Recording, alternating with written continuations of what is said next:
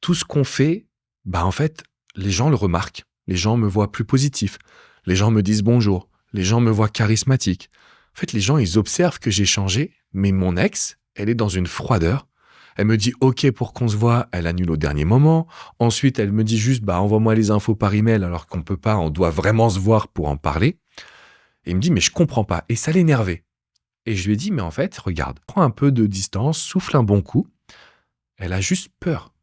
Elle a peur de souffrir, elle a peur de remettre en cause sa décision, elle a peur de s'être trompée et donc en fait, son comportement est logique. Elle a besoin de se rassurer sur sa décision. Sauf que ça va à l'encontre d'un comportement peut-être rationnel, ça va à l'encontre de ce que toi, tu voudrais.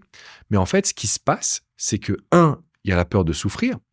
Deux, il y a la sensation de contrôle qu'elle possède aujourd'hui. C'est ma décision, c'est mes envies, c'est mes désirs, ça doit se passer comme moi je veux. Sauf que du coup, lors du dernier rendez-vous, elle s'est rendue compte que financièrement, ça allait pas se passer comme elle le pensait parce que il y a des frais, il y a des coûts qu'elle n'avait pas anticipés.